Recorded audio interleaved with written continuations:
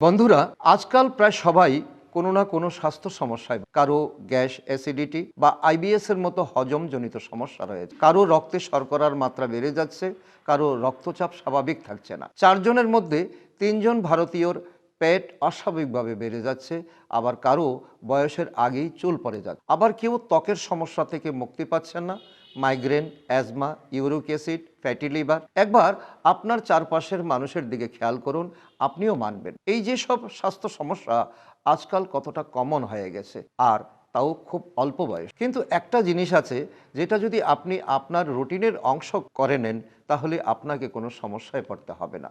আপনার এই সমস্যাগুলোর মধ্যে যেটাই থাকুক না কেন, সেগুলির নিজে থেকেই নিজে ঠিক হতে শুরু করবে। আসলে আপনার শরীর নিজেই আপনাকে সারিয়ে তুলবে বা আপনার রোগকে মুক্ত করে। বিশ্বাস করুন, আপনার শরীরের প্রতিটি কোষের মধ্যে যে বুদ্ধিমত্তা ও প্রাণশক্তি আছে, তার সবসময় এই চেষ্টায় লেগে থাকে যে করেই হোক শরীরকে কিভাবে সুস্থ করে তোলা যায়। কিন্তু আরোগ্য হয় না কেন? কারণ আমরা সেই শক্তিকে ঠিক হওয়ার সুযোগই দেই না। বিষয়টি হলো, আমাদের শরীরে যে শক্তি আছে তা এক সময় একটি কাজ করতে পারে। যেমন আপনি যদি পেট ভরে খাওয়া ঠিক পরেই খুব জোরে দৌড়াতে শুরু করেন, তাহলে আপনার গ্যাস ও অ্যাসিডিটি হতে পারে। কারণ খাবারের পর যে শক্তি খাবার হজম করার কাজে লাগার কথা ছিল, আপনি সেই শক্তিটাকে দৌড়ানোর কাজে লাগিয়ে দিয়েছেন, আর এই কারণে হজম ঠিকমতো হলো না। এটাই মূল কারণ যে শরীর নিজেকে সুস্থ করতে পারছে না। দেখুন, আজকাল আমরা সকালে উঠেই খাওয়া দাওয়ায় লেগে যাই, ব্রেকফাস্ট, লাঞ্চ, স্ন্যাক, আর তারপর ডিনারে পুরো পেট ভরে খেয়ে ঘুমিয়ে পড়ি। ভাবুন তো, যে শরীরের শক্তি সারা রাত ধরে হিলিং বা সুস্থ হওয়ার কাজে লাগতে পারত, তা এখন শুধু খাবার হজম করতেই ব্যস্ত থাকে। আর যখন এটাই প্রতিদিনের রুটিন হয়ে যায়, তখন শরীর নিজেকে সুস্থ করার কোনো সুযোগই পায় না। তার উপর আমরা এমন কথাও শুনে থাকি যে একবেলা খাবার বাদ দিলে শরীরে দুর্বলতা চলে আসবে,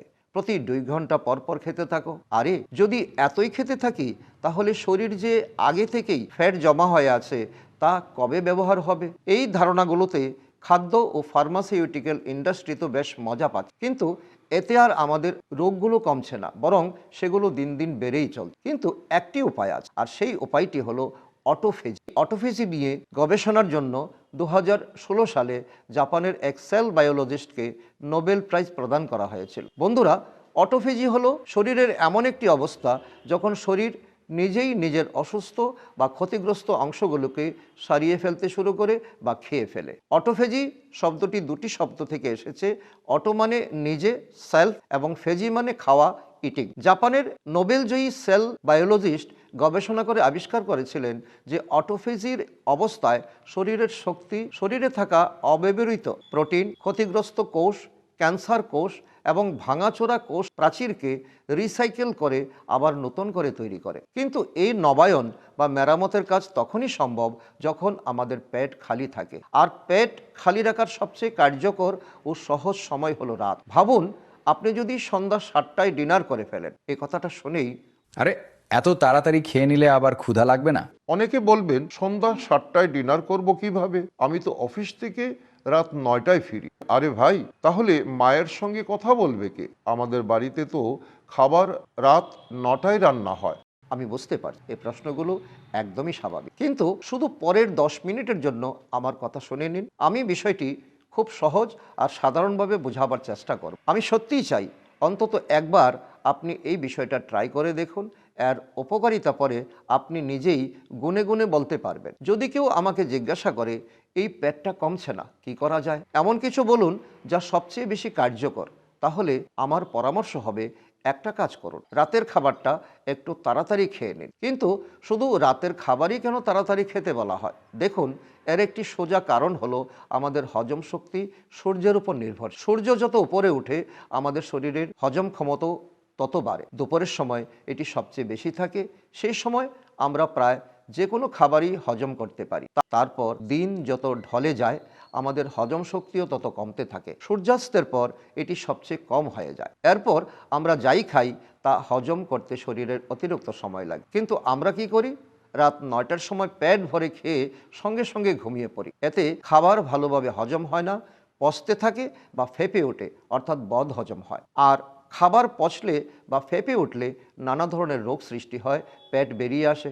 বন্ধুরা, এটা কোনো ছদ্ম বিজ্ঞান নয়, আজ আধুনিক গবেষণাও এই দিকেই ইঙ্গিত করছে। 2020 সালে একটি ইন্টারেস্টিং স্টাডি হয়েছিল, যেখানে মানুষের দুইটি গ্রুপে ভাগ করা হয়েছিল। দুইটি গ্রুপকেই ডিনারে ঠিক একই সময়ে খাবার দেওয়া হয়েছিল, কিন্তু পার্থক্য ছিল শুধু এই যে একটি গ্রুপকে রাত 10টায় ডিনার দেওয়া হয়েছিল, অন্যদিকে দ্বিতীয় গ্রুপকে সন্ধ্যা 6টায় খাবার দেওয়া হয়েছিল। দুই গ্রুপের মানুষই রাত 11টায় ঘুমাতে যেতেন। ফলাফল কি বের হলো? যে গ্রুপ সন্ধ্যা 6টায় খাবার খেয়েছিল তারা একই খাবার খেয়েছিল, একই ক্যালোরি নিয়েছিল এবং একই সময় ঘুমিয়েছিল, তবু ওদের ওজন সেই অভ্যাস কন্টিনিউ করার ফলে 10 গুণ কমেছিল। মানে যদি কেউ 100 কিলোর ওজনের হয়, তাহলে তার ওজন 10 গুণ বেশি কমবে সেই ব্যক্তির তুলনায় যে রাতে দেরিতে খেয়ে ঘুমায়, যদিও সে ওজন কমানোর যে কোনো ডায়েটই থাকুক না কেন। এখন যারা বলেন যে ফ্যাট লসের জন্য শুধু ক্যালোরি ইন ক্যালোরি আউটের দিকে খেয়াল রাখলেই হয়, তাদের বলুন যে শুধু ক্যালোরির পরিমাণ নয়, ক্যালোরি কোথা থেকে আসছে সেটাও গুরুত্বপূর্ণ নয়, বরং আমরা সেই ক্যালোরিগুলো কোন সময় খাচ্ছি, আমাদের শরীর সেগুলি সঠিকভাবে ব্যবহার করতে পারছে কিনা সেটারও প্রভাব আছে। এই স্টাডির উপসংহার কি ছিল দেখুন। If you eat out of phase with your body's normal circadian rhythm, you do not metabolise glucose the same way. যদি আপনি আপনার শরীরের স্বাভাবিক সার্কেডিয়ান রিদমের সঙ্গে অসামঞ্জস্যভাবে খাবার খান, আপনি একইভাবে গ্লুকোজ মেটাবলাইজ করতে পারবেন না। আয়ুর্বেদও ঠিক এটাই বলে, সূর্য অস্ত যাওয়ার পর আমরা যা খাই আমাদের শরীর তা ঠিকভাবে হজম করতে পারে না, তাই ডিনার তাড়াতাড়ি করাই সবচেয়ে কার্যকর। বলিউডের ফিটনেস আইকন অক্ষয় কুমার এর কথা শোনেন। बहुत साधारण सी चीज़ है जो मैं हमेशा कहता हूँ, एक अच्छे हेल्थ के लिए ज़िंदगी में एक छोटी सी चीज़ आप लोग फॉलो कर लें। आई एम श्योर कि कई लोग करते होंगे। 6:30 बजे के बाद खाना ना खाएं। सबसे बड़ी बात है, मैं आपको बता रहा हूँ, इससे डायबिटीज़ हो या कोई भी किस्म की हाइपरटेंशन हो या कोई भी हार्ट अटैक हो, मतलब जितनी मर्जी डिजीज़ ले आओ, एक 6:30 बजे के बाद ना खाने से आप ये सारे डिजीज़ को दूर भगा देते हैं। অক্ষয় কুমার যেভাবেই বিভিন্ন প্রোডাক্ট প্রচার করুন না কেন, কিন্তু এটি ওনার স্বাভাবিক পরামর্শ এবং তিনি এ বিষয়ে নিয়ে বহুবার কথা বলেছেন। তবে এটিকে সহজ ও বাস্তবসম্মতভাবে কিভাবে অনুসরণ করা যায় সে সম্পর্কে আমরা সামনে আলোচনা করব। চলুন আগে একবার এর উপকারিতাগুলোকে বুঝে নেই, যাতে একটু মোটিভেশন আসে। ভাবুন আপনি সন্ধ্যা 7টার মধ্যে ডিনার করে ফেলেছেন। খাওয়ার পরের 2 ঘন্টা এমন সময় যখন শরীরের শক্তি সবচেয়ে বেশি হজমের কাজে ব্যবহৃত হয়। রাত 11টার মধ্যে আপনার খাবার পেট থেকে নিচে নেমে যাবে এবং পেট খালি হয়ে যাবে, তখন অটোফেজি ট্রিগার হবে। এরপর আপনি তো সারা রাত ঘুমিয়ে থাকবেন, কিন্তু আপনার শরীরের প্রতিটি কোষ নিজেকে মেরামত করার কাজে ব্যস্ত থাকবে। শরীরের ভিতরে অপ্রয়োজনীয় বর্জ্য সত্যিকারের অর্থে অটোফেজির মাধ্যমে পরিষ্কার হয়। শরীরের নিজস্ব বুদ্ধিমত্তা প্রতিটি অঙ্গের ক্ষতিগ্রস্ত কোষগুলোকে নষ্ট করে আবার নতুন করে গঠন করতে শুরু করে। যে রোগগুলো অনেক ওষুধ বা নানা উপায় অবলম্বন করেও ঠিক হচ্ছিল না, সেগুলো অটোফেজি অবস্থায় ধীরে ধীরে সেরে উঠতে শুরু করে। কারণ বন্ধুরা, পৃথিবীর সেরা ডাক্তার আপনার শরীরের ভেতরেই আছে। শুধু এই ডাক্তারের সঙ্গে অ্যাপয়েন্টমেন্ট নিতে হলে আপনাকে আপনার পেট খালি রাখতে হবে। আর খিদের পেট আর খালি পেট এর মধ্যে পার্থক্য আছে। সম্প্রতি একটি স্টাডিতে ডায়াবেটিস রোগীদের 2টি গ্রুপে ভাগ করা হয়েছে। 2টি গ্রুপকেই একই খাবার দেওয়া হয়েছিল, কিন্তু প্রথম গ্রুপের মানুষরা তাড়াতাড়ি ডিনার করে দেরিতে ব্রেকফাস্ট করতেন, মানে ডিনার আর ব্রেকফাস্টের মধ্যে একটি ভালো বিরতি থাকতো। অন্যদিকে দ্বিতীয় গ্রুপের লোকেরা রাতে দেরিতে ডিনার করত এবং সকালে তাড়াতাড়ি খেয়ে নিত। 3 মাস পর দেখা গেল প্রথম গ্রুপে ডায়াবেটিস 47% পর্যন্ত কমে গেছে, অর্থাৎ দ্বিতীয় গ্রুপে মাত্র 2% উন্নতি হয়। অর্থাৎ শুধু তাড়াতাড়ি ডিনার করার অভ্যাসেই ডায়াবেটিক 23 গুণ দ্রুত উন্নতি করতে পারে। আর শুধু ডায়াবেটিক্স বা কেন, যখন শরীর অটোফেজির অবস্থায় যাওয়ার সুযোগ পায় তখন রাতে ঘুমও আরও গভীর হয়, হার্ট অ্যাটাকের ঝুঁকি কমে যায় এবং হজমতন্ত্র আরও শক্তিশালী হয়। ফ্যাটি লিভার ধীরে ধীরে রিভার্স হতে শুরু করে এবং পরের দিন আপনি নিজেকে আরও এনার্জেটিক অনুভব করেন। একবার মনোজ বাজপেয়ীর এই ক্লিপটি দেখুন। 12-13-14 साल हो गए। आई रियलाइज कि यार मेरे ग्रैंडफादर बहुत दुबले पतले थे और बहुत ही फिट रहते थे हमेशा। तो I said let me follow what he used to eat. तो वो शुरू जब मैंने किया देन मेरा वज़न जो है वो कंट्रोल होना शुरू हुआ।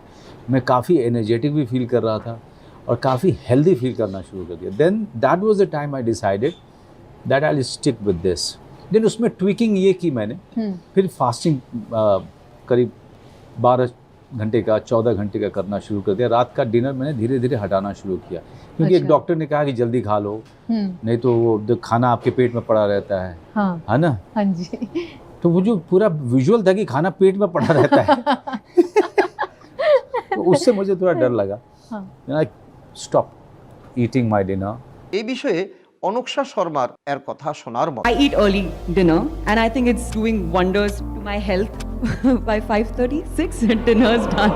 But I feel like বন্ধুরা, আজকাল একে ইন্টারমিডিয়েট ফাস্টিং বলা হয়, কিন্তু ভারতীয়রা তো অনেক দিন ধরেই এটা অনুসরণ করে আসে। বন্ধুরা, ভারতের কৃষক আজও সন্ধ্যা নামার আগেই খাবার খেয়ে নেন এবং সকালে সূর্য ওঠার পরেই খাবার খান। এতে প্রায় 14 ঘন্টার ফাস্ট হয়ে যায়, যার মধ্যে 7-8 ঘন্টা তো ঘুমের মধ্যেই কেটে যায়। তাই এটা কোনো নতুন ট্রেন্ড নয়, এটা আমাদের পুরানো পদ্ধতি, আর সেই কারণে এটা আমাদের জন্য অনুসরণ করা সহজ। এখন তো এটা বোঝাই গেল যে তাড়াতাড়ি ডিনার করার বড় উপকারিতা রয়েছে, কিন্তু এটা করব কিভাবে? এক সমীক্ষায় দেখা গেছে 50% মানুষ মনে করে যে সন্ধ্যায় তাড়াতাড়ি খাওয়া কঠিন। এর পেছনে 3টি বড় কারণ দেখিয়েছে। চলুন 3টি আলোচনা করি এবং চেষ্টা করি কিভাবে এগুলোকে কাটিয়ে ওঠা যায়। সবচেয়ে প্রথম কারণ ছিল, যদি আমরা সন্ধ্যা 7টার মধ্যে খেয়ে নেই তাহলে কি রাতে আবার খিদে লাগবে না? হ্যাঁ, এটা ঠিক যে প্রথম 4-5 দিন বা 1 সপ্তাহ একটু অসুবিধা হবেই, কিন্তু তারপর শরীর নিজে থেকেই মানিয়ে নেবে। বন্ধুরা, ক্ষুধার সিস্টেম এমন নয় যে খাবার না পেলে তা শুধু বাড়তেই থাকবে। এ নিয়ে গবেষণা হয়েছে এবং বিজ্ঞানীরা দেখেছেন যে ক্ষুধার সমুদ্রের ঢেউয়ের মতো আচরণ করে। এখন যদি আপনার সকাল 9টার ব্রেকফাস্ট করার অভ্যাস থাকে, তাহলে প্রতিদিন সকাল 9টার আশেপাশেই আপনার ক্ষুধা লাগবে। তখন এমন মনে হবে যে না খেয়ে থাকা একদমই সম্ভব নয়। কিন্তু ভাবুন, হঠাৎ করে আপনার বসের ফোন এলো অফিস থেকে এবং না খেয়েই আপনাকে অফিসে একটি মিটিংয়ে যেতে হলো। আপনি না চাইলেও মিটিংয়ে ব্যস্ত হয়ে পড়লেন।